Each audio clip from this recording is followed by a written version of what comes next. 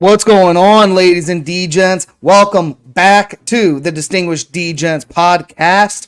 This is the Week 2 recap special. We are joined by a guest friend of ours from the brand new Dynasty Pros Fantasy Football Podcast. It is our fantasy commissioner, Mr. Vatrelle Kirkland. Mr. Kirkland, how goes it for you, sir? What's going on, guys? I'm glad to be back. Our first episode of the Distinguished DeGents was amazing that I was on. Definitely glad to be back on the show with you guys. Let's keep it rolling, see how it goes. Yes, sir. And as always, it's my co-host, it's my partner in crime. It's the Week 2 winner of the Caser bet. It is Jason Money Mansman. Money Mansman. How goes your week? How was your week 2? And I'm ready. Just bring it on. Here's what I'm going to say about my week 2. You don't need to be the fastest one to outrun the cheetah. You just can't be last. And that's what I was. But no, the real winner, the real person who deserves a shout out, Joe Matthew 19 beat both of us in the spread contest. Big bucks, that one gotta hurt, my friend. You know what?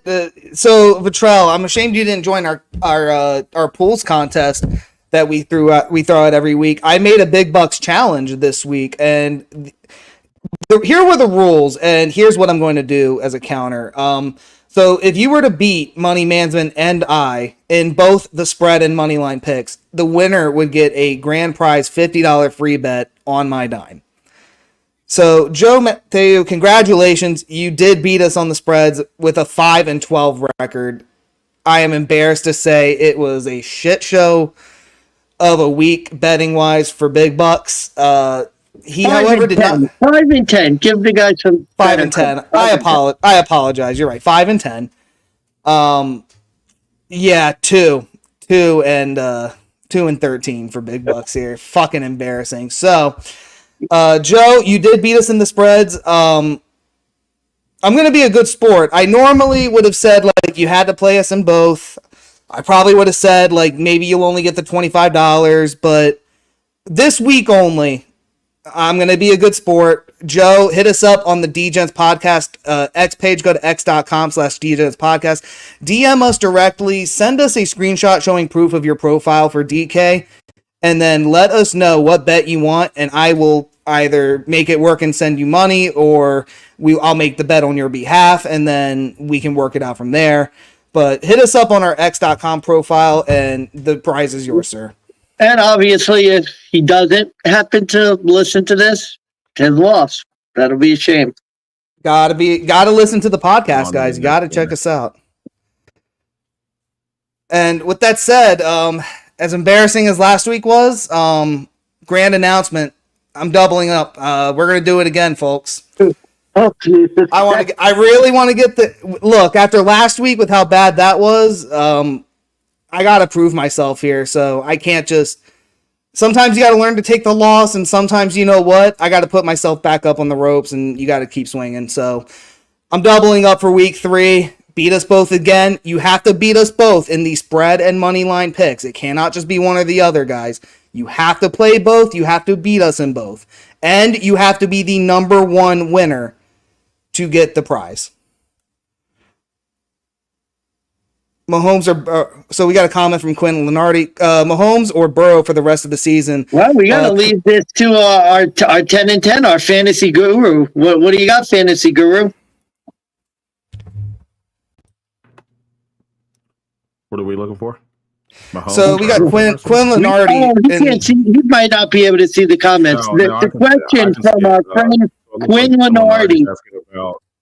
So, yeah, I can see it. Quinn Lenardi's asking about Mahomes or Burrow for the rest of the season. Yes, sir.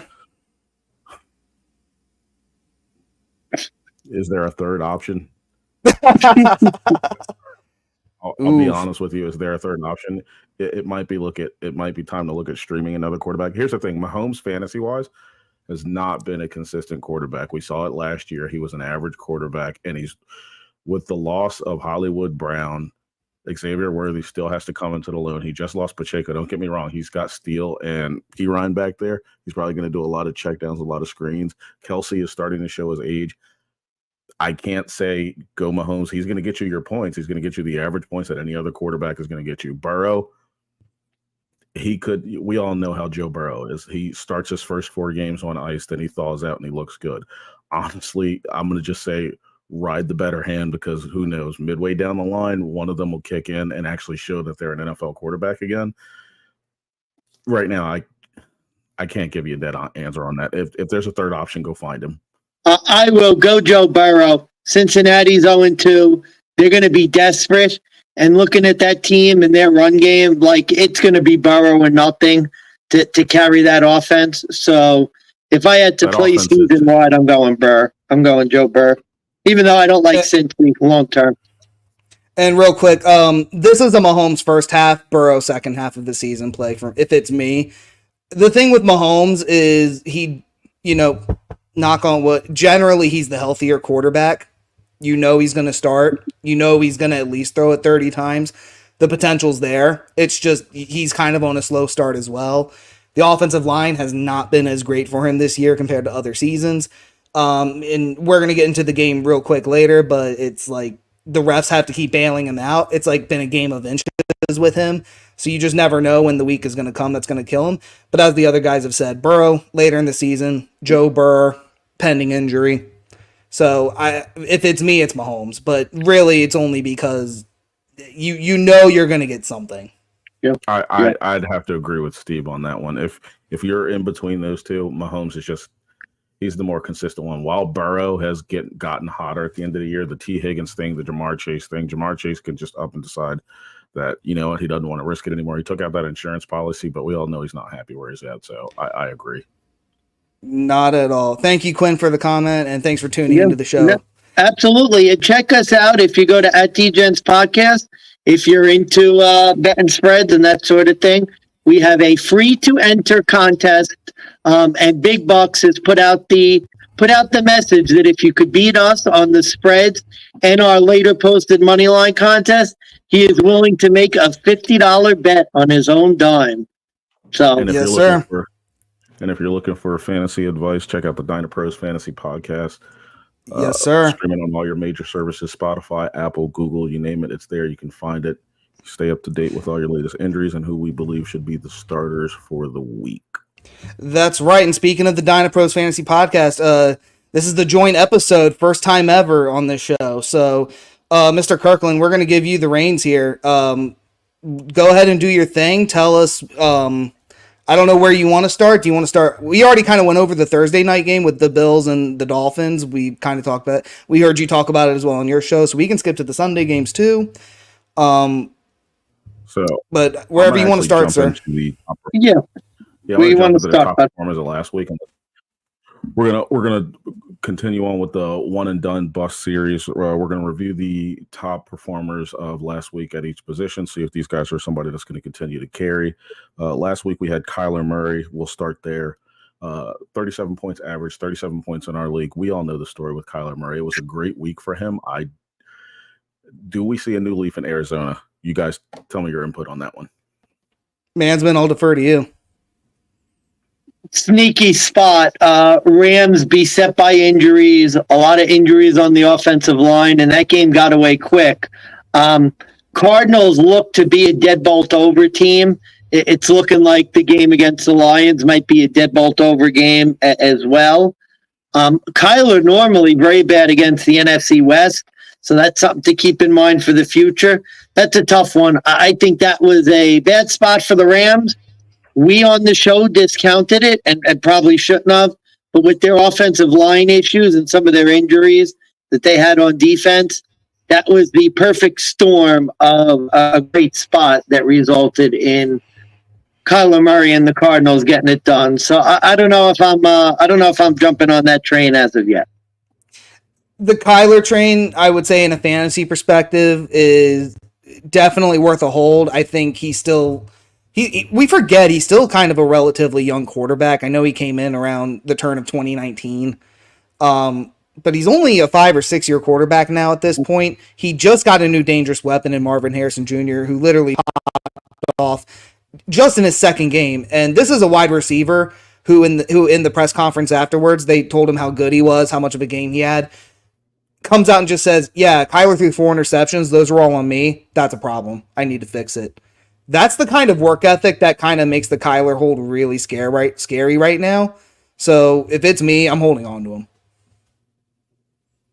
Yeah, my input on that is I kind of got to take the money management line on that one. Kyler hasn't proven anything in the last 4 or 5 years he's been in the league just because he got Marvin Harrison. I honestly think he beat up on a bad Rams team. The Rams are still trying to figure out what they are. They look good. Don't get me wrong. They look good. Can they be scary? 100%. Do I believe that they will? Absolutely not. I don't have faith in what Kyler Murray. His week 1 performance was kind of what I needed. I need you to stack. The NFL is all about stacking. Fantasy is all about stacking. You had one good game. Your first game, you came out, and after making Marvin Harrison Jr., who we all know is eventually going to be a Hall of Fame wide receiver, look like garbage in week 1, and your only comment back during your presser was, "Oh, it's not my job to get it to him." You can't say that. You're a professional NFL quarterback. So I'm going to go with he got scolded, he got his hand slapped, and had a great week 2. I don't know if it's going to be a follow-up. My only quick counter to this is, and I brought this up in our week 1 recap, that game to me was more about the Bills defense actually showing up for once, because Kyler had all the points in the first half. Bills defense completely. Oh yeah, well, I was talking about the week 1 where. Oh, okay. Yeah, I mean, look at the Bills' performance against Miami. That defense is showing you something early in the season. Yeah, and I think with Kyler, the reason I would have hope is because he did that to a Rams team he was never able to do that before on. Okay, we'll see where he goes this week. He's got Detroit. I think Detroit's gonna remind Kyler Murray that he is not an NFL quarterback. He is he is an NFL quarterback. He's higher than where I'm at right now, but he's a tier 3 quarterback in there. He's going to put him in his place. So we'll see where that goes. Top running back for week 2 was Alvin Kamara. I think we all know the storyline here, but Big Bucks, why don't you kick it off? Tell me your thoughts. God, you're seeing what a good offensive coordinator can do for a team. Gary Kubiak. I mean, he did wonders in Denver for us. Unfortunately, left. Sort of came back in the Minnesota Vikings. Sort of revived the career of Kirk Cousins. And now you kind of see what he's doing in New Orleans. And wow, you're just seeing not only a career resurgence of Derek Carr, where I think that the most important thing with him is that he's not making mistakes. Alvin Kamara just looks like he's back in his prime again. And I mean, this is back-to-back weeks. He's had, I think, he's had a touchdown in multiple games. I can't remember the last time he had that, especially from last season. He had 4 this past weekend. Yeah, I mean, it really is unreal. Yeah, it's just unreal the turnaround the Saints defense has had with Gary Kubiak at OC. It's something that I completely overlooked in our preseason handicaps. It's something that I really wasn't sure of given, the rest of the coaching staff on the Saints. But wow, you gotta look at that last game against Dallas. You have to be impressed. It was crazy, the domination. To give you an idea, Vatrelle, Big Bucks and I, we both had live bets on Dallas second half, expecting the bounce, expecting them to get some garbage time, make it close, and they got completely run out of their own building. That was an impressive win from the Saints, and I think they're starting to get my respect anyway. I don't think you could throw it away, even though it's 2 games. I think you gotta look at the Saints and see maybe they're better than we thought. I definitely agree with you guys. I think the situation with Kubiak now over there, we all know we had Gary in Baltimore, and back when he was in Baltimore as well. I mean, he was a stud. That's the reason why he started circling the NFL again, revived his career. And look, we all had our opinions on Derek Carr when he was with the Raiders, and this is not Derek Carr that was with the Raiders. This is not Alvin Kamara that we've seen for the last 3-4 years. This is an offense that it's early, but I see them going deep. If they beat Philly this week, that is a massive statement. I think you can't go wrong from a fantasy perspective. I think Kamara has now kind of cemented himself as a guy. Don't pull him out of your lineup. You can't. No. He's definitely, at this point, the entire Raiders offense, somebody should be going out and trading for somebody from that offense, because Derek Carr throwing bombs the way he is, Alvin Kamara, Rashid Shaheed. I mean, New Orleans right now is a problem. Rashid Shaheed on my bench the past 2 weeks, not this week. I'm pretty sure Mansman is feeling this one, because he is the one that owns Rashid Shaheed in our league and has left him there for 2 weeks and watched him exploded for 2 weeks. I bet you he's starting. I bet you he's starting this week. You're damn right he is. I'll say this real quick. I really do think this is still the same Derek Carr that we know and are used to. I mean, man, we made the joke. I know it was week 1. We made the joke. We're gonna have a typical Derek Carr stat line. I think we said it was gonna be like 2 touchdowns, 250 yards, 2 touchdowns, 3 picks, something. I mean, he only threw for 200 yards, 3 touchdowns, 3 touchdowns. And kind of in a way had a similar type of line last week. Yeah, the difference is then he goes to Dallas and throws for $150 and 2 interceptions. That didn't happen last week. That's the problem. That was the problem with that analysis. Yeah, I mean, last week, 2 touchdowns, 1 pick, 125 QB quarterback rating, 243 yards. Not something you really run home about too, but the difference is, look at how the Saints offense is operating and being coached. It's night and day compared to what, even compared to the hack Sean Payton, who I will rage on later. But see, I feel like Derek, though, you can't, and we're really on Kamara, but Derek, even at his value, you have to, at least from a fantasy perspective, you got to start looking at him as a streamer, because even with his stat line, 27 points. Actually, 100%. Outscored Patrick Mahomes. I believe he outscored Patrick Mahomes, Lamar Jackson, and these are your dual threat. Lamar Jackson, your dual threat quarterback, outscored him easily. And it's like, okay, is this the performance? And even if it was a check down to Alvin Kamara, these are points that he's just eating up fantasy wise. It's you got to now put him in your, okay, do I start him this week? Is this a matchup where Derek Carr may be the difference between me winning and losing the game? I'll tell you what, and this kind of goes to a recap of the Monday night game. You got to look for him this week against the Eagles. That Eagles defense, God, they get no pressure at all. I mean, Kirk Cousins on Monday night could have drank a coffee and was picking apart that defense. It was terrible. We're going to go into the Monday night game, because that was atrocious. And I honestly don't, we're going to hold off on that. I think Philly is the same team that blew the end of the season last year, and they have not fixed it. We saw it Monday. Head should be rolling already, because this is scary for a Phillies fan. 98% chance to win, and I was going to win 3 units, and instead I made a half unit. Thanks. I watched 5 units. I watched 5 units disappear in 20 seconds. I am livid myself. 98.4% to win the game. Unbelievable. All right, Trell. Moving on. Who's your next? All right, let's stud look or dud. Hot or not for this week? Marvin Harrison. Ooh, we kind of touched on him basically. Kyler kind of goes in that Kyler conversation. So we don't really have to circle too much on the Kyler thing or the Marvin thing, because they're going to go hand in hand, right? It's going to depend on how this game with Detroit goes. I think the bigger question is Detroit's defense going to be able to contain this? It depends on what McBride is looking good. Yeah, it depends on what type of game you think that Detroit's going to run. I mean, if you remember Detroit, they kind of really held Mike Evans to a respectable number, but Chris Godwin had himself a day. And you have to wonder, is the focus going to be prevent Marvin Harrison, or are they going to do what they kind of did last week, which in that case, Greg Dortch might be a decent streamer this week if you're thinking that Kyler's going to look at other options. I'm scared Marvin Harrison, he's going to be a boomer bust. Play him at your own risk. 4 catches, 130 yards in the first quarter. Doodle the rest of the game. That's my problem with Harrison. If you're looking for a higher priced higher upside rookie receiver, Malik Neighbors, 11 catches, 18 targets. That's the guy to be looking for as a rookie receiver because that guy's target share is ridiculous. Harrison, four catches, and in the first game, I think he was barely targeted.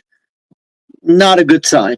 Not a good measure of long-term success. If you're desperate, and we have lost the commissioner. That is not good. There you go. But I guess to end that real quick, boom or bust. Yeah, I think Harrison's going to be very much in that category, and you stream him at your own risk. Gotcha. Okay, I guess the commissioner will be back soon. Why don't we do it this way while we're waiting for him to come back? Why don't you pick a game that stood out to you? We don't need to go through our normal. We're kind of bouncing around. This will be a shorter episode. We'll make sure. We'll see if the commissioner can come back. Yeah, but in the meantime, what's one game that stood out to you that maybe we haven't talked about yet that deserves some attention? I mean, it depends if you want your poster material. Do you want like the most impressive game that stood out? I mean, we kind of touched on Saints and Cowboys. Actually, you know what? We could do this. Let's get this over with. Yeah, I believe, sir, I owe you one Incinerator. Oh, yeah, that's right. The city. Oh boy, we have to talk about this bullshit Denver Broncos team. I can't believe the commission's going to miss this. Oh, this is going to hurt me. Oh, no. So there's that one. I'm not going to take it yet because if we have time, we'll go over a couple other games. Oh, boy. Where do I start with this one? Yeah, you saw me rage. It got to the point where I may have been drinking straight out of the tequila bottle. It wasn't a pretty sign. Potentially. Yeah, I mean, this is not... This was bad. Look, I think you can make the argument Denver played two tough defenses in situational spots. I think I'll start it with this. I'm going to give the Steelers and actually, yeah, I'm just going to give the Steelers, but really their defense and Mike Tomlin, I'm going to give them their flowers here. They did exactly what they should have done in this game, which was, make Bo Nix throw, stop the run, and put pressure on him. And the same thing with Justin Fields. You're going to throw to the outside or you're going to throw out of bounds. If you see the scramble, go ahead and take it. But otherwise, we're minimizing your action once again. Yeah. They really repeated what they did against Atlanta. And once again, it shows that Sean Payton literally outcoached himself on this one. And Denver just really couldn't get, even worse, could not get the ball fucking moving this time. And it's just hard to think that, like, every year you can't imagine your team is going to get worse. And then every year they just somehow progressively get worse. Remember when Sean Payton said last season when he put in Jarrett Stidham that we need to get a spark on offense and we need to get shit rolling and we're not doing enough? They went from with Russell Wilson averaging 21 points a game to ever since he was benched, we averaged 14. We have lost an entire touchdown, which in back-to-back games could have made or broke, whether Denver wins or lose. This is reminding me a lot of the Nathaniel Hackett season when it was literally you were losing by one-score touchdowns. Here's what I'll say about the Broncos, and welcome back, Commish. Certainly feel free to chime in on this. To me, watching this Broncos offense, doesn't look like they really have a plan. Like, what is their identity? Are they a short passing team? They don't have a lot of speed. Cortland Sutton seems to be their number one receiver, but they didn't target him almost. Yeah, but they're not going to target. Yeah, if you got rid of Tim Patrick, that's one thing. Why would you keep Cortland Sutton and then never throw him the ball? Why would you keep all these rookie receivers who can do nothing but drop the ball? Why are you not utilizing the running back better if your plan is only to get 1 or 2 yards anyways? This is just like the same Joe Lombardi bullshit offense that, like, they kind of copied and pasted from Nathaniel Hackett's regime. And they're just like, and this is where bad coaching comes in. This is why, like, I blame Sean Payton. And respectfully, he did take the blame for the loss, which I didn't see coming. But, you know, he's not coming in with a plan. He's kind of going to this team. He's going to a rookie quarterback saying, here's our scheme. Here's how we run things. Figure it out. Good coaches don't do that. Lamar Jackson didn't get the MVP in 2019 because Greg Roman went to him and said, hey, here's how I do things. You figure this out. Greg Roman went to Lamar Jackson, figured out what he did best, and said, hey, we're going to rework the playbook around you. We're going to rebuild this team for guys you need, and we're going to make you successful. And it just doesn't seem like Sean Payton is willing to do that with Bo Nix here. It seems like he just wants Bo Nix to mold and fit into what he already tried to establish with Russ, but it just doesn't seem to make sense because they're two completely different quarterbacks. So, yeah, I have no faith in Denver this week. Mansman, congrats to you. I fucking can't imagine doing this on Wednesday, but here we are. Lost the incinerator bet. I'm a man of my word. Oh. Ooh. Okay. Bro, that's what you get for betting Denver. That's what you fucking deserve. And Carolina. And Carolina. Oh, yeah. Here we go. Here we go, Vatrelle. Let's kick it back to you. What do you think of the Carolina quarterback change? How does that impact fantasy? What you thinking? I don't see any change in fantasy for the show. If you have the balls to give Andy Dalton a shot, you must be playing in an 18-team league where you're just desperate for options at this point. The Red Rifle is not going to change my outlook. The Red Rifle is not going to change my outlook on touching a Carolina player at all. It's just not going to happen. Oh, God. So listen to this shit, Trell. So in our ATS contest, we go through our handicaps on Friday. And I kind of go through the numbers, I go through the histories, and I kind of said, look, in a weird spot where I have no faith in the Chargers, and to be fair, I still don't really have faith in the Chargers. They've still really proven nothing to me. Other than the fact that Harbaugh might be better than Brandon Staley, which really to me isn't saying much. I said, look, the number is, like, I think you still take the Chargers at 4.5, but I just thought it was going to be a close game. Wasn't really comfortable with it. Mansman turns around and goes, oh, well, it's 6.5 in our contest. And I'm thinking, like, could this be like a 6-point game? Is this going to be like a bullshit cover? And, yeah, my dumbass fucking goes, yeah, let's take the Panthers plus 6.5. And then that's how I fucking... Yeah, so Mansman, round 2, buddy. Just give it to me. Just let me hear it. I know it was a mistake. Just there's no excuse for this one. Yeah, you deserve. Chargers was. I mean, my dumbass doesn't play the Chargers in Survivor, but at least I bet on them. That was actually one of the few bets I hit this week. Now, to be fair, I didn't bet them. I just picked them in the contest. I didn't bet it though. That's why it's 2-2 in the Kaser bet, and I'm on the ascend. Oh, here we go. We got another fantasy question from Parker Bledsoe. Like Commissioner Kirkland, DK Metcalf or Zay Flowers moving forward? No bias, you Ravens fan. I'm not going to give you bias on this. I think so, and I hate to say this because I am a Ravens fan. Seattle's more balanced than Baltimore. Lamar is going to force feed Zay Flowers. So you almost have no choice but to go Zay Flowers. Lamar throws to him 8 times a game for 90 yards. It's going to be another situation that he had with Marquise Brown when he was a Raven. Marquise at one point had a season where he had 91 catches for 1,000 yards. If you're playing half point or full point PPR, I mean, 91 catches. That's 91 points off the line right there. I'm not sure what league you're in, Parker, but you got to take that line. DK's got the more big play potential, but it's hit or miss. As our boy Big Butts of Beta knows, he has DK as well, and DK cost him a little bit in that game 1. Game 2, he bounced back. Game 1 was an issue. But Zay Flowers DK is very much a boomer bust player at times, but you know he's going to be on the field, and that's why I traded for him 2 years ago. Yeah, exactly. Nobody's going to tell you it's a bad trade because you've got 2 rings to show for it. I'm trying to push for a third one, although I don't know if this is the year for it. But I don't know. We'll see. Commissioner Kirkland. Or sorry, go ahead. Finish your thought. if I'm in your spot, Parker, and you've got Zay's your starter, honestly, trade DK, see if you can get something else for him, unless you're light at wide receiver. But that's the route I'd take. Right on. Thanks for the comment, Parker. And Mansman, I think we were getting back into the Panthers situation. We didn't get your thoughts though. Is that really a situation?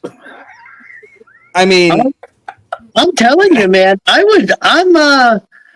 would start giving a look to the Panthers, because you have to understand Bryce Young is. We talked about it. Bryce Young is literally a backup XFL quarterback. Like, he is not even. He's not even at a backup NFL level. He is an XFL quarterback. And here we go. I'm going to do it again. Let's see if we can find it again. oh, Here Bryce, we go. you're going to do this. I'm You're gonna gonna do pull it this. up. I'm gonna pull it up. Here we go. We're gonna look at Bryce Young's QBR for this game. Oh my God. Bryce Young's QBR, the ESPN quarterback rating, 6.5. Literally better than nothing. That's what he was against the Chargers. 18 completions for 84 yards. A lower average completion percentage than, or a lower average yard per completion number than Bo Nix. And that's saying something. That's bad. And to be fair, I don't think it's Bo Nix's offensive line is literally like a fucking doormat this season. They are just like letting whoever comes in do what they want. Bryce Young doesn't have that excuse. What about the red rifle? I still don't. It doesn't, for me, it doesn't change any outlook on touching Carolina in fantasy. The red rifle is not going to make a difference. Yeah, I always make this argument. But we'll leave that for another time. I'll make this argument. I always say it. Mansman says it's faulty, but like, if you can't beat out Bryce Young for the starting job, I don't care if he was the number 1 overall pick or not. Like, you're in a bad franchise if that's the case. If you still think it's a better decision to go with your number 1 overall if he's not the better quarterback, then you're in a bad team overall. I'll just say I think he kind of did, considering it's week 3 and he's already in. Yeah. All right, Commissioner Kirkland. I don't know if you have anyone else left on your boom or bust list you wanted to go over, but the last one that was on the list was George Kittle, but there really isn't a conversation there. I think the 49ers right now have their own situation going on right now, between Debo now going down, Ayuk still looking like he needs to warm up, Kittle with that injury scare. We still don't know what's going on there. So Kittle's a guy that we can just leave off on that one and segue over. Fair enough. What do you got next for us then, Commish? So the next topic that I actually had was a very interesting one, especially given the league that we are in. I'm not sure who's all live, but we are in a 12-team. I'm not sure if the distinguished DeGents have talked about it much. A little bit. We're in a 12-team, and it's kind of a mix between a dynasty and keeper league. We allow you to keep a starting roster, redraft your bench, and the conversation this week has become, or is around, injuries and drafting, starting the season off. So I saw this article come up from the football guys talking about drafting handcuffs from the start of the season now. Is that where we're at? I say 100%. This is the guy who, now mind you, I think I drafted Elijah Mitchell, or I picked him up the minute I could if it wasn't the draft. Once I realized he was hurt too, I went and found Jordan Mason and just picked him up because there was the worry about Christian McCaffrey, and he is my number 1 guy. But this season, target, is he a guy that when you go you have to you're drafting? You have to now. The injury bug, especially with it coming this early in the season, I think you have to. Zach Charbonnet got me a touchdown, and I drafted him later rounds. I think you kind of have to for these running backs who consistently get hurt. I think, again, not necessarily a first-round draft pick, but I think in the late rounds, especially in the Dynasty League, it's something to look at. And I don't think you draft a handcuff for every spot, but I think you look at your number one, your number two guys, whether it's quarterback, whether it's, well, maybe not quarterback specifically, but whether it's running back, tight end, especially tight end, I would say those are the top two positions for handcuffs. You really need to look at who those number twos are. You really don't want to be in a position where by week 3, you're looking at maybe starting one running back if you're lucky, because the rest of your team is hurt. I mean, I think you guys all saw the picture, but if not, ESPN literally posted this guy's team, his entire roster on the IR after week 2. He is fucked. Yeah, I saw that. My thought is that running backs are dying, and hopefully a lot of leagues have changed. We made this change a couple of years ago where we ended up removing that running back position. I think you, instead of drafting the handcuff, you go and start spending more on wide receivers. We're starting to see QB spread it around more. Look at Sam Darnold and what he's done with the Vikings. Jalen Naylor now looks like a decent fantasy pickup. I went and grabbed him this week. Juwan Jennings with that situation. Now with Debo going down, he's going to be a target out there. I think there's more value in your wide receivers, especially with the way these offenses are going. They're splitting carry. Now, if you're lucky enough to be in a situation where, yeah, you got it, but I look at our league, for example, and I just happen to take a look around the league, and I think 80% of our league has one quality starting running back, and outside of that, we're all riding the wave trying to see who we can grab.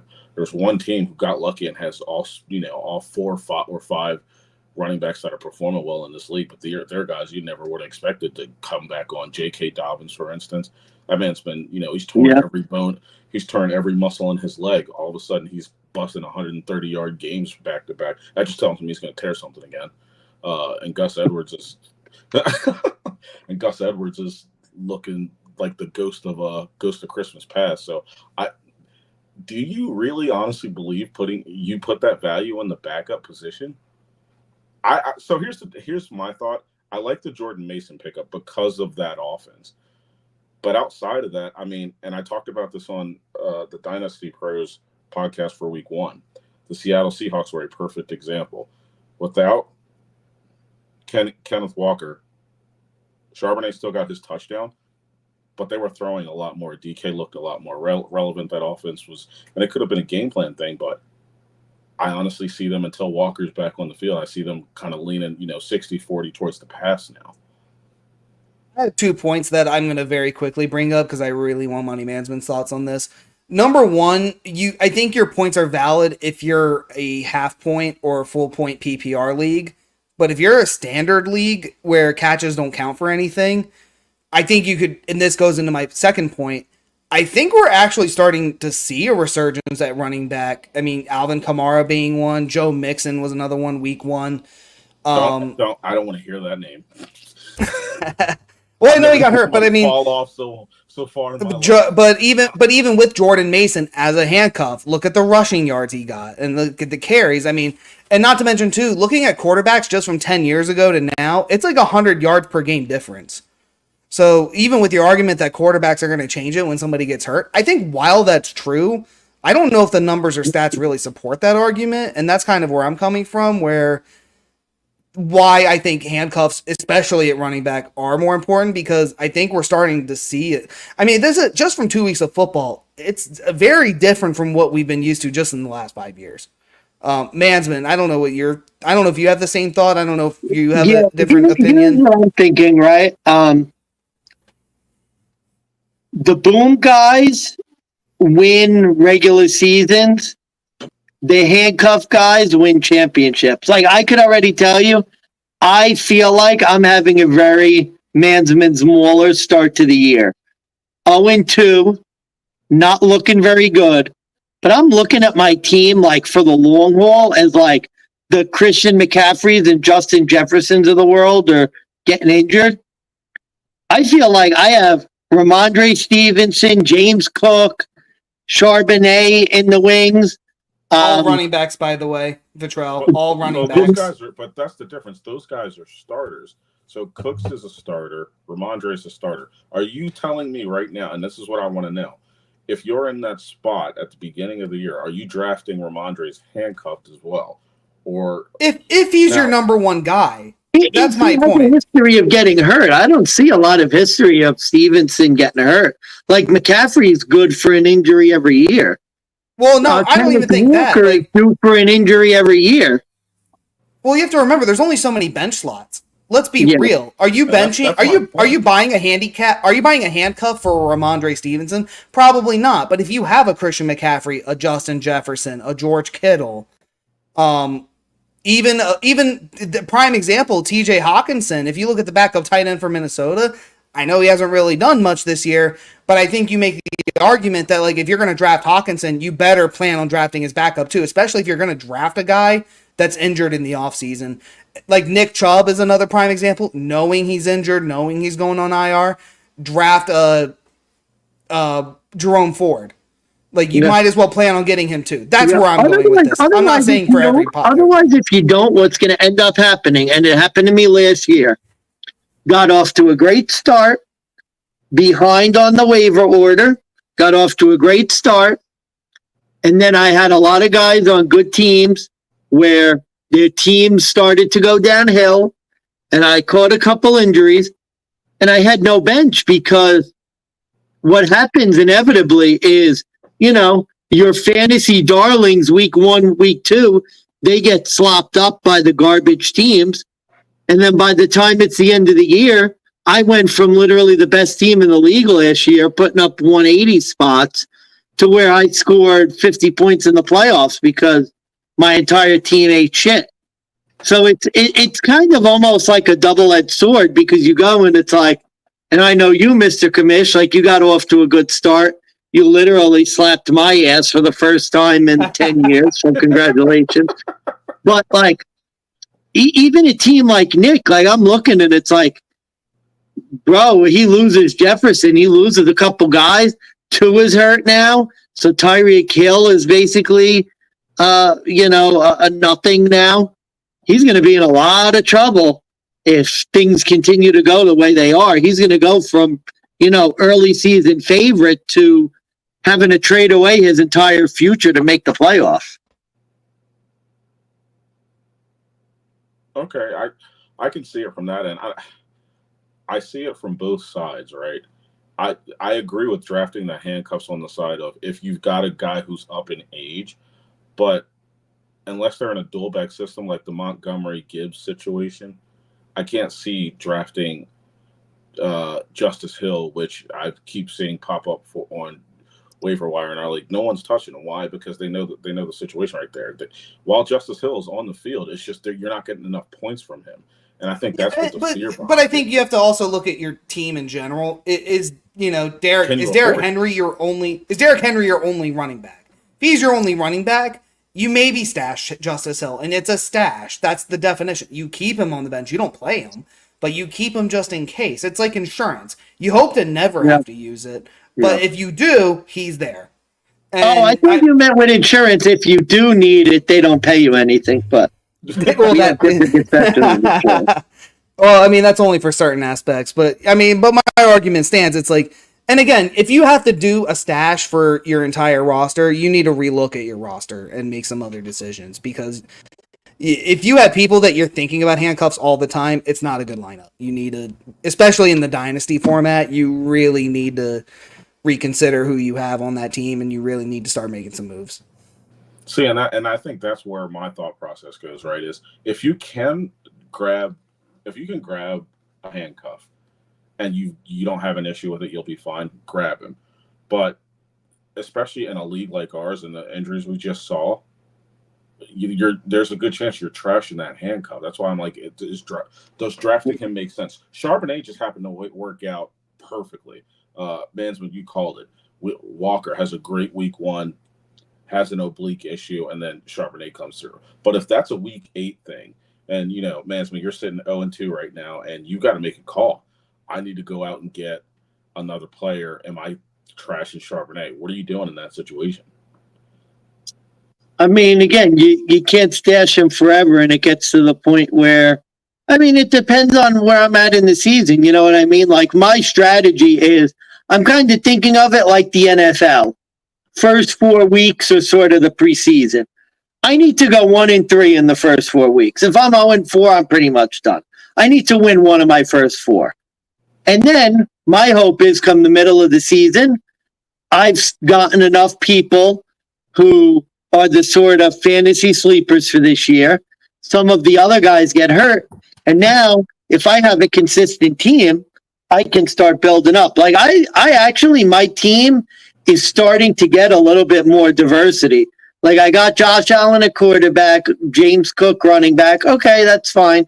I have the Bills tight end too. But I think I just picked up another tight end. I forgot who I just picked up. But I picked. I don't mean to cut you off, but that Carson Steele pickup was a complete muff by the guy that should have been the number one. Carson Steele was the number one pickup. I don't know if you saw his line on Sleeper this before you put your waiver in. 2.5 million pickups since Sunday. Yeah. Yeah, and the HPN podcast is big on Carson Steele, and they're huge. He got a few goal line carries too. Like that's crazy that they didn't pick him up. That was and one last tip. Sorry, I want to give out one last tip because this is something I started for the first time this year, and I really think it's going to pay off dividends for me. I didn't expect this with Christian McCaffrey, but it actually kind of works out too since I did pick up his handcuff. One of the early draft strategies I did, but primarily in the offseason, picking up injured guys that are only going to be off for 3 to 4 weeks. Like the guy, like I'll tell you, if you're in a spot where like you can be one of these guys that trades for a Cooper Kupp, Deebo Samuel, these guys who may or may be on IR for 4 weeks, and you have the position, you can stash them and hold them and use them later down the line. I mean, you can consider that a sort of handcuff because I know in about 2 to 3 weeks, I got Nick Chubb coming off of IR, ready to start for Cleveland. That's going to make a big difference for this Cleveland Browns offense. I know he's going to get the carries. Guess what? I have a strong RB2 now. I don't have to rely on a Zeke Elliott. But guess what I have Zeke Elliott for? He's a bench stash, where if something happens to Christian McCaffrey again, or if something does happen to Nick Chubb, I still have another starting running back. So sometimes playing the injured guys and even drafting the injured guys could play well into your advantage if you learn how to play the long game. Good point. Yeah. All right. Trell, I know you wanted to keep your segment close to an hour, so maybe we should talk about the Thursday night game coming up. We'll give our bets for the Thursday night game, and I guess you could give us the fantasy aspect of maybe some players that you like to go off against the Metropolitans. Steve, why don't you give the current line for this game, and we'll go from there. Yeah, sure. I'll give you the line real quick, and then, and Vatrelle, after we do this, any other segments you want to run through, if you feel like having time, I'm free. We'll make this work. But, yeah, real quick, it's Thursday Night Football. It's the New York Jets, minus 6.5 point home favorites. They're minus 255 on the money line. For those of you fantasy guys that don't know what I'm talking about, the spread means that this is the number of points that the team has to win by. They're in half-point increments, so that way there's no ties. So in this case, the Jets have to win by 7. The money line is minus 255. You have to bet $255 to get $100 back on your bet. That's the money line. The Patriots are a plus 210, which means if you bet $100, you get $210 back if the Patriots win. They're 6.5 point road underdogs, which means they have to either win or lose by 6 points. That's a minus 120. Right now, odds are on FanDuel. The over-under for the points total in the entire game is set at 38.5. Pretty low number. And the Jets right now are getting 57% of the money bet on the spread. But the New England Patriots are actually getting the number of bets at 57%. So slightly... the money's going towards... Very much a pros versus Joes in the betting world. The pros on the side, it looks like the pros are on the side of New England, but the Joes and the money is going towards the Jets. So, Vatrelle, Aaron Rodgers is a 6.5 point home favorite against the Patriots. Thursday Night Football. So, from a fantasy perspective, I'm going to tell you right now, Aaron Rodgers has looked like a shadow of himself. I think that injury still has him a little bit shook. He has not shaken it at all. And you saw it for the first 2 weeks. This is going to be a good game. 38-point spread.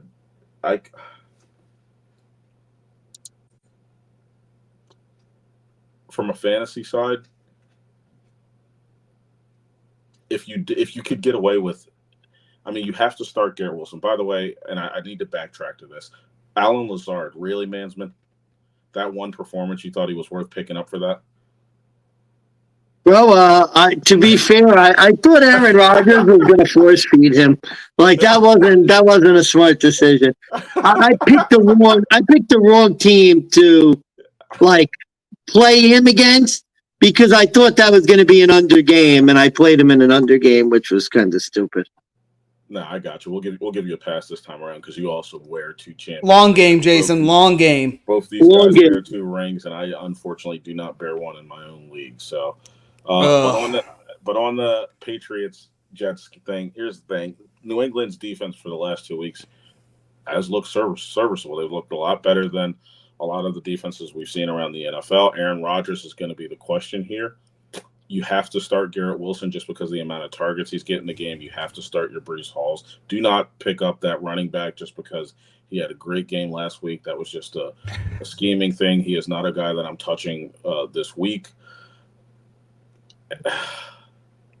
Salah's a bit too inconsistent with that. I agree. Yeah, and God, this is going to be bad. So Vatrelle's dancing around it. Who you got, Trell? Who you got? Leaving us in suspense here. Because, so I have the Jets taking this one. I agree with the line on the Jets because Brissett is just he's still Brissett. While Jacoby Brissett is still Jacoby Brissett. While New England has looked great defensively, Jacoby Brissett is still Jacoby Brissett, and he's going to play against the Jets' defense is pretty good. While the 49ers' defense has had some questions, or the 49ers' offense has had some questions, I still take what the Jets did to them legitimately. And New England is not the 49ers. I believe that Jacoby Brissett's going to wake up and realize I'm not an NFL quarterback today. I need to go home. And we'll try again next week. So I agree with the Jets on this one. Start Garrett Wilson, start Breece Hall, don't start anybody else. If you've got Ramondre, and I'm throwing this out for Mansman, you have to play him because New England doesn't have a lot of anything else really going for them. Although Hunter Henry is starting to come on with his target share at least. Yeah, I was going to say Hunter Henry was a quiet pickup I had that I unfortunately dropped and. Yeah, that was a bit premature. Yeah. Ouch. I saw that and I was like, if I wasn't set at tight end, I couldn't believe that you kicked him back out there. But start. I would say start Ramondre, start Breece, start Wilson, and you guys tell me what you think on the betting side of it. Mansman, I believe you went first last time, so I'll go first this time around. Oh, yeah. All right, so here's the deal. I'm Vatrelle, I don't know if you know this or not. I'm more of the numbers guy in this. I love following the stat trends. I love seeing the history of things. And I'm going to leave Money Mansman to give out the flow chart, as we like to dub, or the Jets versus Patriots trend. I'm going to give out 4 separate trends. So trend number 1, division road underdogs are actually 1-4 ATS and straight up per the distinguished DeGents count at this time of handicapping. So basically, if you look back at our last 2 episodes, you see the lines that we handicap the games at. The road underdogs are 1-4 straight up in ATS. Number 2, Thursday night football home favorites have gone 3-1 straight up in ATS in the last 4, going back to week 16 of last season. Trend number 3, and most importantly, the New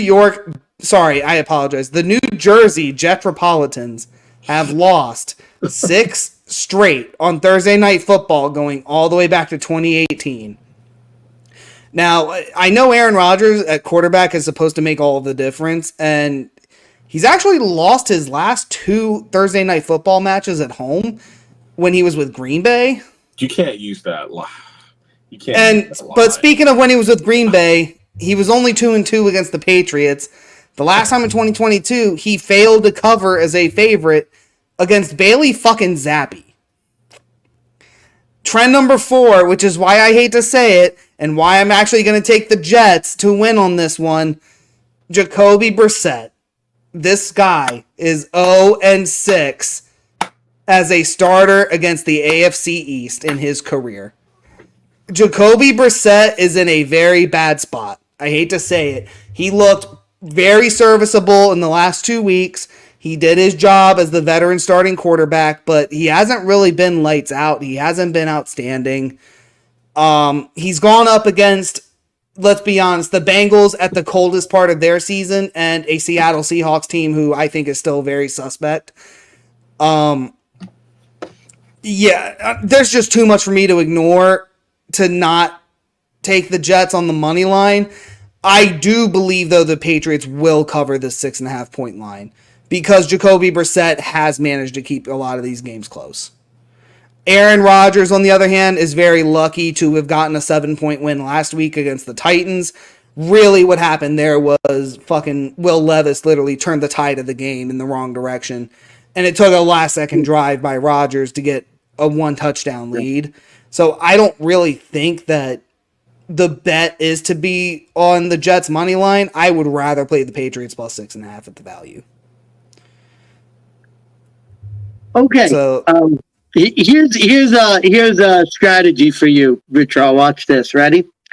Steve. Yep. And let me ask you this.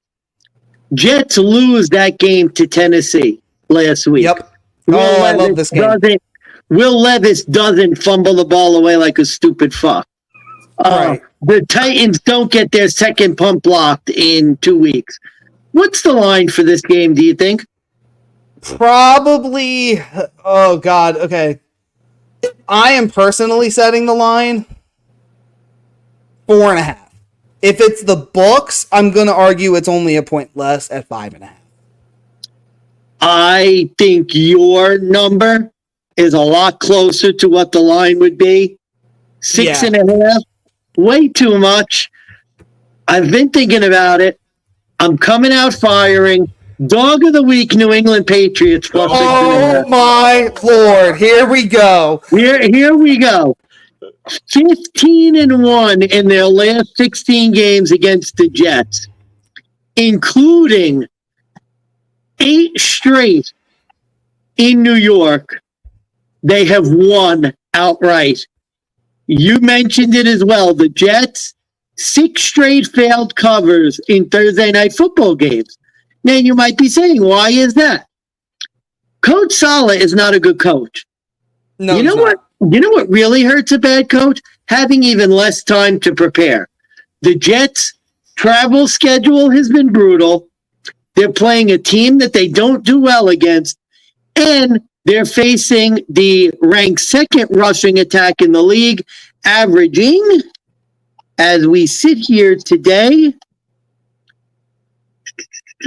177 yards on the ground per game. The Jets defense, meanwhile, has been giving up 155 yards a game to start the season. Real simple handicap. This is a deadbolt under game. Basically, these teams, let me find the number here. Where is the number?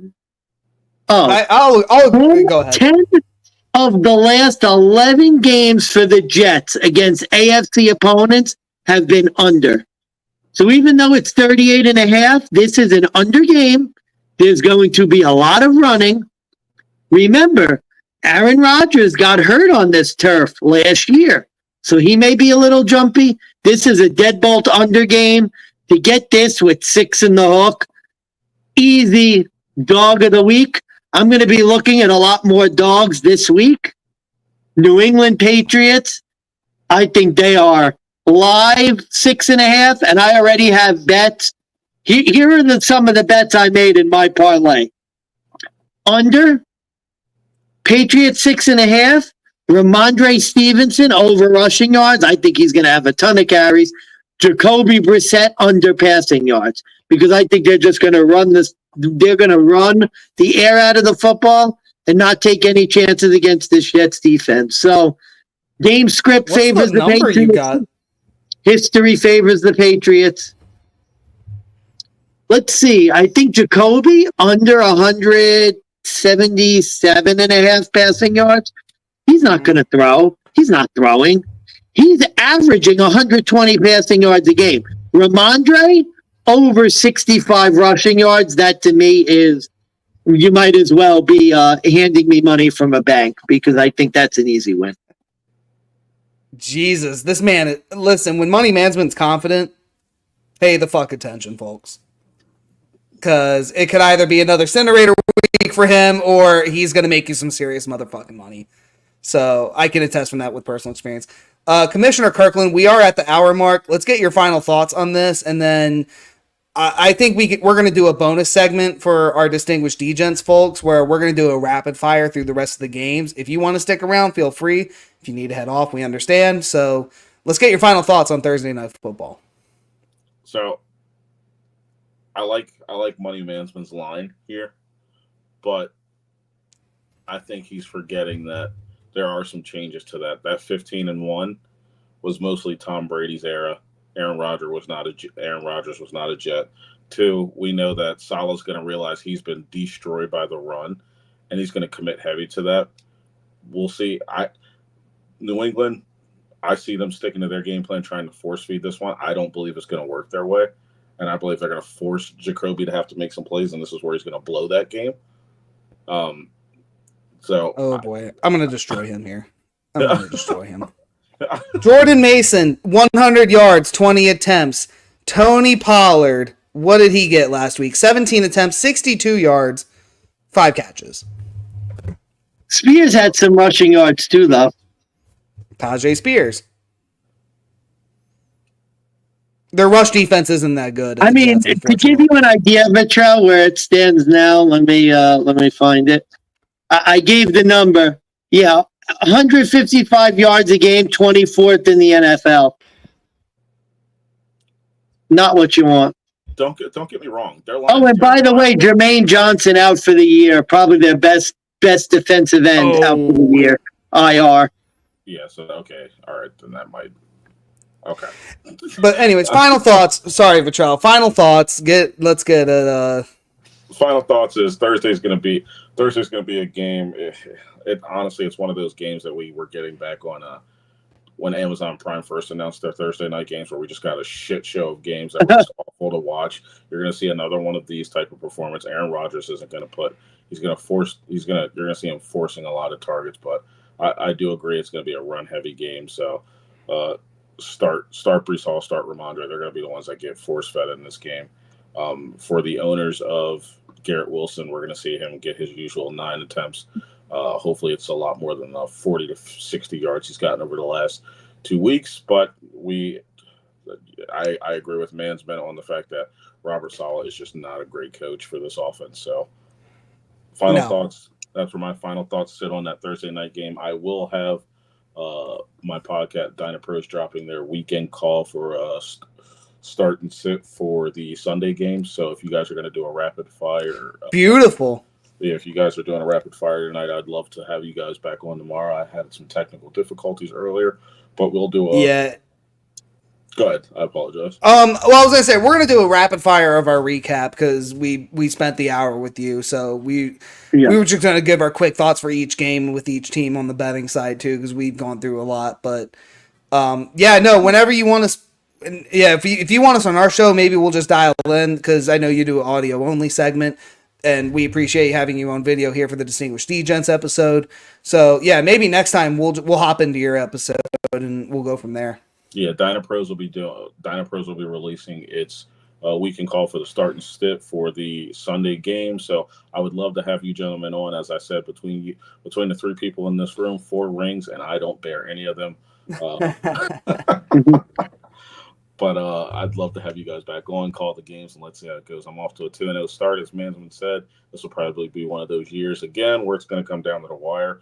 For anybody ever looking to actually see how a fantasy league should run, you really should just check in with these guys on our league because it's a story every year. So I appreciate it's always something. Yeah, absolutely. Thanks for coming on, man. No problem. Thank you, Commissioner. We appreciate having you. Thank you for joining the Distinguished DeGents as always. No problem. Have a nice one, guys. See you, buddy. Take care. All right. All right, Commissioner- Mr. Big Bucks. Woof. Yeah, buddy. We kind of went through some games, so we are really going to rapid fire these. What we'll do, we'll try and shoot for no more than like another half hour and really try and like knees to chest the rest of these. Oh, yeah. So I got 5 notes for certain betting trends that hit this week in case anybody wants to notice. I'm going to take my time real quick with these. But 5 points. Number 1, road underdogs. Mansman kind of hit this trend earlier in the episode. This is going to be the bonus segment, by the way. Road underdogs last week went 7-3 ATS, 6-4 straight up.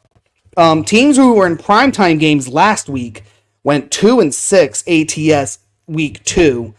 Winning teams actually went 0-4 ATS and straight up, and the over hit in 3 out of those 4 games. Division road underdogs this entire year, 1-4 straight up in ATS. NFC non-conference road teams in particular, 3-1 ATS, but 4-0 depending on how if you got that Arizona Cardinals line in week 1. And last but not least, non-conference road underdogs for both AFC and NFC. Non-conference road underdogs, they're only 2-5 straight up, but they're 5-2 on the under. So it seems like favorites and unders in those games tend to be a big hit. So for week 3, we're going to keep those stats in mind. Real quick, we're going to run through these games, starting with New Orleans, Dallas. Dallas got mollywopped. It was, I want to say it was 44-19. Mansman, your quick hit. Yeah, not much to add. Absolute demolishing by the Cowboys. They'll be fine. They're due for games like this every once in a while. I think they're fine. I already sung the praises of Gary Kubiak and the offensive coordinator.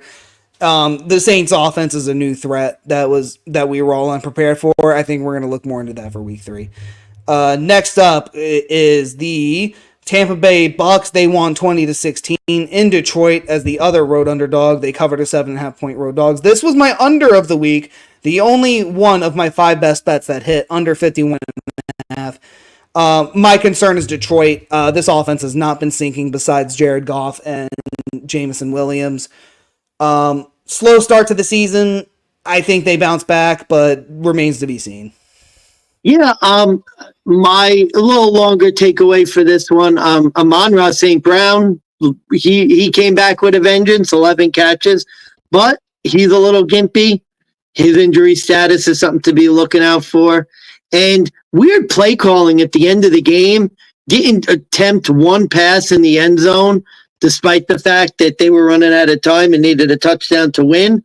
Really odd situation. I thought Detroit would get it done, but they weren't able to do so. That was disappointing. They're one of, and you'll see this in our handicap video, they're one of the best ATS teams coming off of losses, though. So definitely keep an eye on them this week. Yes, sir. And then next up, we got the Browns. They went to the Jaguars. They were 3-point road dogs. Won outright 18-13 on a last-minute safety on Trevor Lawrence. Your thoughts on Cinderella and the Jags, or the misogynist and the Browns? Should have bet Cleveland. That was a mistake. The Jaguars don't deserve to be favorites in any game, and Trevor Lawrence is a bum. Completely. I mean, he had some throws where he was airmailing people by 15 yards. Embarrassing performance from him, and you just wonder with Jacksonville how much longer they got before they hit the reset button. This was the game for me. It was more about Jerome Ford, 7 carries, 64 yards. They finally got the rushing game going, and you saw Deshaun Watson actually looking more serviceable, despite the fact that while he did have more completions, less passing yards, Watson's still a bum too, in my opinion. The running game for Jaguars is also a good threat. It just, Jacksonville, Cinderella, Trevor Lawrence. I mean, you got to start counting the clock and wondering how long it's going to take before he gets replaced. Yeah. After that performance, especially. Oh, God, the upset of the week. Minnesota Vikings covered and won as home underdogs, 5.5 point home dogs. They won. God, where's the number? I just literally had in front of my face. Here we go. 23-17 was the final. Niners had multiple chances to come back. It doesn't seem like they were ever to get on the right page. I know injuries to Deebo Samuel hurt. kind of hurt their stock. Brock Purdy, 319 yards, 1 touchdown. Jordan Mason, 100 yards rushing, 1 touchdown himself. Great performance. Sam Darnold, though, is he the real deal? No, we've seen this from Darnold before, good starts and then leveling off later on in the year, so I'm not ready to proclaim it yet. This is one of those weird flowchart games. Niners just seem to struggle in Minnesota. We talked about it in the pick segment. That's why I had them. The Sharps were all over them, and, sometimes the Sharps show why they're the Sharps. Pros show why they're the pros. This was a pro game, and the pros got it right. Pros got it right. I 100% agree. So that was one of the very few flowchart games that went right. Flowchart games that went wrong. Carolina and Bryce Young, they really are a level of fucked up. God, there was a pro, not a pro better, but there was a gambler out in the Instagram world bet $15,000 on a minus 10,000 bet for the Panthers to get 1 touchdown in the week 2 game. Proceeded to lose $15,000. 26-3 was the final for the Chargers. They got the big win. Boy, oh boy, was I fucking wrong about this one. And I wasn't even that strong on the Panthers, but yeah, I got nothing. Just let me have it. Look, again. Bryce Young is not even a starter in the UFL. And sometimes it's as easy as who's the quarterback. I mean, they don't have a quarterback, and it was laughable that they were, 6-point dogs. You can't make them a number high enough with Bryce Young. So he's gone. I expect a different Carolina team moving forward. Justin Herbert still put up a really terrible performance, in my opinion, despite the 2 touchdowns. He only had 14 completions. 1.5 QBR, although that interception was disgusting. 14 completions for 20 attempts, 130 passing yards. I mean, for fantasy aspects, like with Commissioner Kirkland, Herbert's another guy you're looking at benching here just for the sakes. J.K. Dobbins, though, must start. 17 carries, 131 yards, 1 touchdown. Yeah. He's going to get the majority of the share of the carries, and typical Jim Harbaugh offense, running back first, and then you let the quarterback throw. Yeah, agree. J.K. Dobbins, look out for him. He's going to have a great year. Speaking of quarterbacks who shouldn't throw, Lamar Jackson, boy, oh boy, best bet of the week. He just threw that in the trash. Fucking lost to Gardner Minshew and the fucking Raiders. 26-23 was the final. They gave up 13 points in the fourth quarter, excuse me. And yeah, Lamar Jackson, I'm kind of down on him. 21 for 34, 447 yards. God, what a letdown spot for the Ravens. This just felt like the game they should have been dominant. They should have been good, and they just weren't. And the Raiders should have lost. They should have been bad. It was a game that really wasn't going their way for a while. They just kept getting break after break, and then eventually they took advantage of it. Yeah, I mean, they were below 50% the whole game, and you feel like Baltimore was the right side of the game, but at the same time, I'm kicking myself because I said that the Raiders weren't as bad as people think. I have that Raiders over 6.5 bet still live. I forgot to mention, today, guess what? I cashed out and got my money back on my Chargers to miss the playoff bet. I am with the injury to Tua in Miami and Baltimore and Cincinnati starting 0-2. I got completely out of that bet and got my entire bet back. I was so happy about that because that bet, I think, is drawing dead. I think the Chargers are almost a shoo-in with the way the schedule is shaping up thus far. Yikes. Speaking of bets that probably wouldn't hit, New England unders, New England, your 5.5, 4.5 doesn't matter. They did lose in overtime, though. It was 23-20 to Seattle. New England gets the cover. Seattle gets the money line win. Over was the hit on that play. One of the games I should have hit in the contest. Don't know why I picked Seattle there. New England is I think is turning out to be the scrappy team this year. Like we kind of talked about it with the Pastronaut. I forget his name.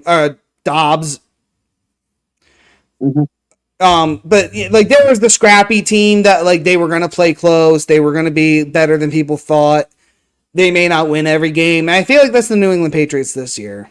They're going to play close. They have the veteran presence. It's just, can they do enough to get the win? Look, if you could run the ball and you have a good defense, you're going to keep games close. And I think, that's why I'm so on, especially with this feeling like an under game against the Jets. I just feel like New England could just sort of keep it close and lose a game by 4 points. Like, can't you see this game going 14-10 coming up? I feel like that's the type of team the Patriots are. They're going to run the ball. They're going to keep it close, play an ugly style of football. And, sometimes in games like against Cincinnati, they're going to get a couple breaks to win. And then other times in games like Seattle, they're not going to be able to put it away and they're going to get a loss. Yep. Moving on. The last AFC non-conference game, Indianapolis, they traveled to Green Bay. No Jordan Love, no problem. Do you believe in Malik Willis? I don't. Doesn't matter. No, they got the win. 16-10 was the final. Anthony Richardson went 17 for 34, 50%, 204 yards, 3 interceptions to the Green Bay Packers. Malik Willis, 122 yards, 1 touchdown. He only went 12 for 14. His under passing yards prop did hit at 166.5. Josh Jacobs, 32 carries, 151 yards. Vatrelle had a big miss segment. I was hoping to talk about him. Is Josh Jacobs, going to be the new fantasy stud?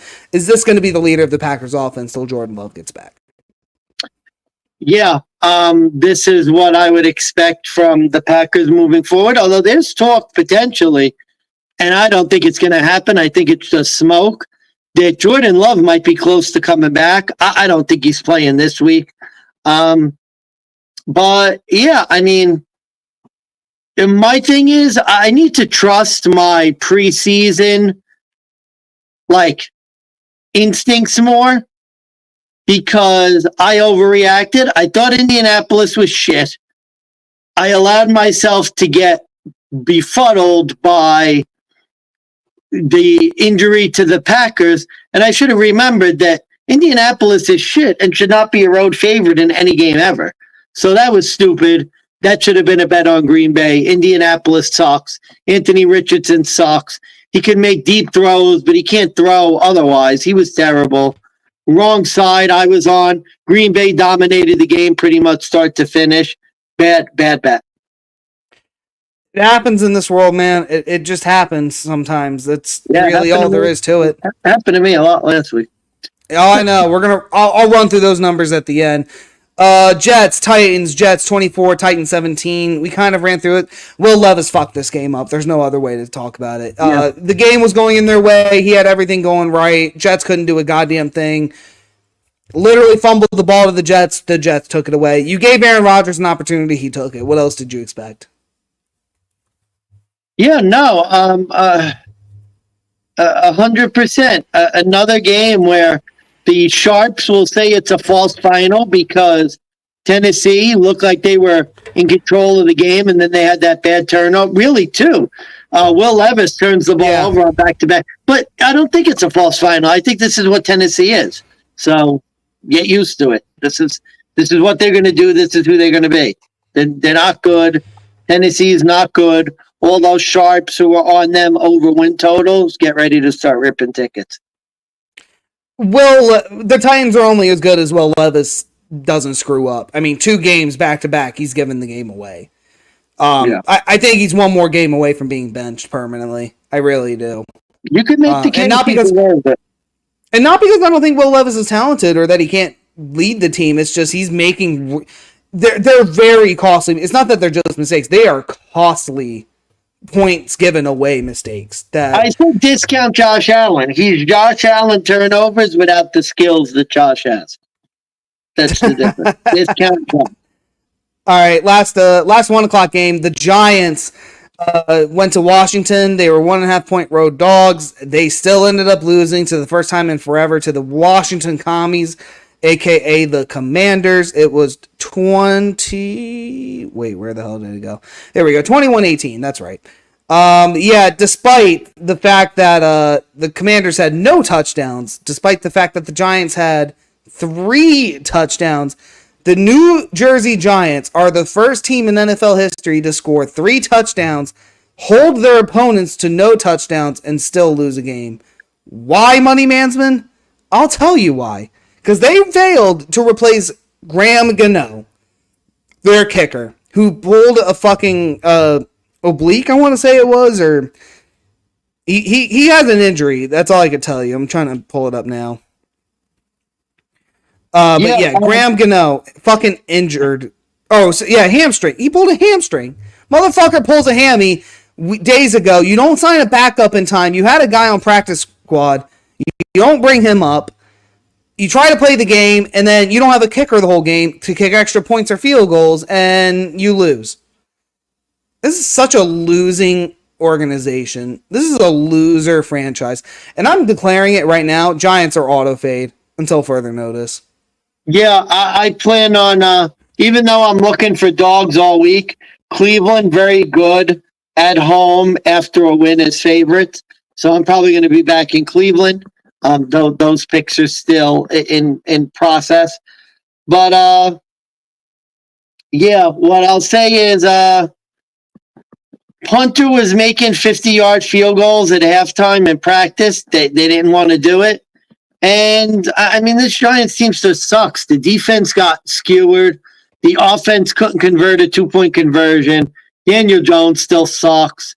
Malik Neighbors is basically their only player. This team is steamrolling quickly towards the number one pick. I think they could very well be the last team in football with a win, especially now that you have Carolina with the Red Rocket. I think the Giants could be a while before they get a win. Yeah, that Panthers bet is not looking good. The Cardinals already killed me there, but there's a reason you hedge. We'll see what happens, though. 4:00 games. We already touched on Denver, Pittsburgh. I don't know if there was anything you missed, Mansman, you wanted to touch on. I think I hit my point. No, I think we got that one. Yeah, so guys, if you haven't caught up to this point, make sure you rewind earlier in the episode, probably around the 20 or 30-minute mark. Catch my Broncos Steelers pick. Arizona Rams. Arizona fucking wiped the floor with this Rams team. Christ, why do I keep losing the scores? Why do they keep disappearing? Here we go. 10-41. I was gonna say 44, but no, it was 10-41. Rams lost. This Rams team is an entirely different team when they're injured. It's like night and day. I know it's the obvious point of view, but Matt Stafford can't save this team. Sean McVay, I think if he's going to remain the coach, needs to start really preparing for the future. The injury bug has probably affected them the most. This might be a team close to auto fade, but not quite there yet. The Cardinals, I'm not going to say a fluky win. I think they just did everything right they needed to do. They got one over on the Rams finally. It only took them fucking 10 years, but they finally got one. My personal thinking is I don't want to bet the Rams until further notice. So I'm not necessarily going to auto fade them, but I'm not betting on them for the foreseeable future because I don't know what their team is right now. Yeah, a lot more questions for the Rams. I think we know this is not a fluky win for the Cardinals, but they got their first win at home in forever too. Like they don't really win at home a lot. They have another home game next week. Let's see if this was a fluky win before we really give them that title. Let's see if Arizona's back to form or not. That's kind of a lot of questions for both teams. That's my take. Cincinnati, Kansas City, 26-25 was the final. Look, could I make the argument the refs stole the win for the Bengals and gave it to the Chiefs? I could. Could I go with the injury routes? I could. Could I say the Bengals should have done it? At the end of the day, like, it's week 2, and like, I don't know really what to make this. There's so many ways to go about it. All I can say is that Kansas City is a big favorite. You really can't really look at them anymore. 2 weeks they got wins where they were very, very questionable. You're going to kind of wonder when they get caught with their pants around their ankles. The Bengals, I know it's unfortunate, but like same thing like I told the Ravens in week 1. Do you really want to beat the Chiefs? You have to be better. You can't rely on that kind of a thing to beat the Chiefs. You have to just outskill, outperform, outscore. Really, at the end of the day, you have to outscore them. And Joe Burrow, as much better as he did look this week, wasn't good enough. Yeah, look, I mean, you could complain about the penalty. I think it was probably the right call. I mean, I hate to say it. I don't know. It's just, we've seen this so many times. The Chiefs just like win. They just find a way to win. You could say they always get the breaks, but honestly, I remember in the playoff game when the Bills got all of the breaks against Kansas City and they still lost. I mean, they got every break. Like, it just seems like the Chiefs, it always seems like they get all the breaks because they always find a way to win. And this was just another game where it's like Cincinnati, it feels like they're in control the whole game. And then, of course, Harrison Butker, he always makes the 51-yard kick. Does he ever miss it? Does it ever get blocked? Does he ever shank it wide left like fucking Tyler Bass did? No, he makes the kick. 4th and 10. I mean, remember, Kansas City, they got a 4th down conversion and it got called back for a penalty before they got the penalty that kept the drive alive. So, you know, complain about the penalties all you want. Kansas City just finds another way to win. That's just kind of what they do now.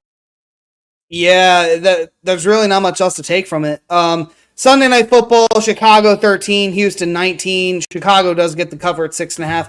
Depending on how late you bet it, like me, you got the Texans at -5.5, which was a hit. Kind of saved. Thank you, Houston Texans. Mansman, I'll defer to you on this one. There's 2 angles I could go with this. I want to see where you go first. Caleb Williams, not good. We liked Chicago under. All those people that had those Chicago playoff tickets. A lot of killed trees. Yeah, why? I mean, this guy is, these people get obsessed with the preseason, and C.J. Stroud had the best rookie season for a quarterback ever. And we're seeing with Bo Nix, Caleb Williams, to a lesser extent, Jaden Daniels, it's just a lot of struggles. And Caleb looked completely outmatched. And I think Texans by 9. Again, a lucky late field goal at the end. But pretty much the Texans were in control from start to finish and never really in doubt. Chicago's defense looks like they're going to be good. They look like they're going to be an under team. But, until Caleb Williams gets better, not a whole lot else you could say. I'm concerned this Bears team will never get better. There's a saying I have. It's when you have a problem one time, it's just a chance. When you have a problem twice, that's the same thing. It's coincidence. When you have the same problem 3 times in 3 separate instances, it's a fucking pattern. And the Bears just don't know how to get quarterbacks. I mean, you had a Mitch Trubisky, you had Nick Foles, you have now Caleb Williams, Justin Fields. I mean, this is 3rd time's the charm. You need to get it right. Nothing I've seen has shown that the Bears have gotten it right. And I can make the same argument for the Panthers. You definitely can make the same argument for the Denver Broncos. But, at some point, you really got to restructure the organization. And if you can't get a quarterback, you're not going to win games. And no offense to Caleb Williams, I don't think we're going to know what he is because he's on the Browns or because he's on the Bears. That's my take. Yeah. All right. Monday Night Football. Boy, oh boy. I know we didn't talk about this with Commissioner Kirkland, but the fucking Falcons get the last minute win, 22-21. I was 20 seconds away from fucking 5-unit profit. And the Eagles and Vic Fangio with their bullshit contained defense couldn't contain a fucking leak if they had Flex Seal, duct tape, I can go on. The Eagles have shown that they have fixed nothing. Jalen Hurts without A.J. Brown is not as good. Saquon Barkley fucked up once again. He's been brought back down to mediocrity. If I'm an Eagles fan, I'm really pissed about this performance. Jalen Hurts is just no good. He's more. Remember Jalen Hurts before that good year, that MVP? Oh, 2022. Yeah, when they were like, "Oh, this guy's not that good." Yeah, he's not that good. I mean, he's just. I'm declaring it right now. This guy's just not good. The Eagles should be better, but I think Nick Sirianni's a bum. Why did he not run the ball third down, and then you could go for it on fourth down? Why did he throw it? I mean, why Taquan not catch it? I don't know. It's just the Eagles are. I don't know, man. They're just. Let's be honest. They were winning pretty much the whole game. But you look at like yards per play and stuff, they kind of got outplayed by the Falcons. You look at it, yards per play, 6.6 to 5.4. Total yards were pretty much the same. Eagles had the victory in time of possession. But I don't know, it felt like the Eagles were never really going to pull away from the game. And I mean, I don't know. That's a game they got to win, and they didn't. And the Eagles are just not that good.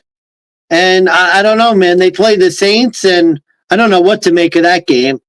But I'm not happy with the Eagles. I'm not sold with the Eagles. I'm not happy with them. They probably got lucky to cover the Green Bay game. They should have won and covered this Atlanta game. I'm kind of pissed off because, like you, I had a much bigger profit in tow, and they fucked me when they screwed up late. All I will say is that I don't believe in Atlanta either. This is the kind of game where I think if you're a successful team, you fucking mollywop the Eagles, sort of like what the Saints did to the Cowboys. You know, when the team wasn't good enough against you, you just fucking outscore, you outrun, you outpass, you completely outperform on every angle. So I don't know if it's the Kirk Cousins injury angle you want to go with. I don't know if it's just that they're not that good. I don't believe in Kirk Cousins anymore. I really think he's just the most mediocre average white guy at quarterback, you know, in a knockoff Kyle Shanahan system. But, you know, at the same time, they got the win in 40 seconds on Monday Night Football. He fucking drove them by literally throwing out passes for fucking 80 yards. Eagles have to be better. Vic Fangio, you can't defend an out route. You can't defend an out slant. Like, because that's literally all he was throwing. And Kirk Cousins just like, whenever he did get pressured, it was like, oh, you want to come at me to the left? Well, I'll step back to the right. Oh, well, you want to come at me to the right? I'll step back out to the left. I'm fine. Like, yeah, it just was insane. Their Eagles D is terrible. Oh, and one thing, a little sneaky thing I looked at later. Say what you will about Kirk Cousins, primetime, that sort of thing. And we talked about the Monday night stats, but more importantly, I think before this game, in his like last 5 games against the Eagles, I think he had over 300 yards in every game. Just something about the Eagles, he plays better. Like, and he had a very good game. Bijan Robinson had a good game. Like the Falcons played well. I don't know about them moving forward though. That's the only. I'm not sold on the Falcons either, but I'm not even sold on the Eagles. That's what the game proved to me. Like, I'm not sold on either team. I just think that Kirk Cousins played the spot right at the end of it. That's like I don't succeed. I don't give credit to the coaching. I don't give credit to the team in and of itself. The defense especially. Kirk Cousins had a minute spot to win the game. He went and did it. Yeah. Yep. Exactly. All right. Any final words before we wrap it up? We made good time. No, I have nothing else. I'll give you my final numbers for the week though, begrudgingly because I really don't want to. Contest plays were a lot worse, but for the Distinguished DeGents podcast, I went 5-11 straight up in ATS last week. For week 2, I went 7-9 on the over-unders. That is putting me at a 16-15-1 ATS, 18-14 money line, 17-15 AT are on the over-unders this week. Oh, you didn't give me a contest because you were 2-5. You were 2-13 in the contest. Yeah, well, contest. Technically, you could say 3-13 because of the Bills game. Yeah, 3-13, sure, but yeah. So we're 2-2 right now on the Caser. I have nothing else. Oh, my profit margins, I guess. 33 units into bet. I got 26 units back, so or 27? 27 units. So Yeah, 7 unit loss. Could be better, could be worse. I think I only which was lost, weird for how bad I did. I think I only lost about 3 units. I got to start keeping track of that, but I start betting too much and it gets hard to keep track. To give you an idea, I went 8-8 on the money line last week, which is good considering 4-12 on the spread. Like I said, my goal is to start playing some more dogs. I think I got too chalky and that hurt me last week. So definitely going to change the way I bet. But all in all, money line, 20-12 money line, which is very good start to the year for me. 10-22 on the spread. We got a lot of improvement to get working there, buddy. So that goes to show you, I'm picking winners. I'm on the right side of some of these games, but I keep getting clipped late. The Eagles game, I lost last second. Baltimore, again, another one that I was like 80% to cover. So hoping to do better next week. Hoping to get a good start with New England.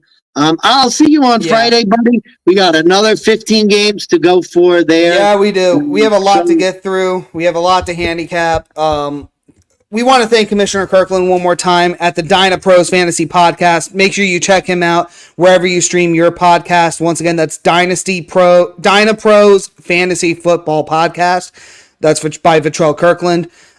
We are the Distinguished DeGents Podcast. This is where you get your football gambling for whatever degenerate gambling you're into. I'm Steve Big Bucks Beta. Money Management signing off. Thanks for tuning in. And as always, go win that motherfucking money. AKA, shout out to, what's his name? It was Mr. 19. Joe, hit us out on X if you get this message for your prize. Hit us up on x.com/DeGents Podcast. Check out the episode before if you want further instructions. Have a good night, DeGents. Take care, guys. Good night.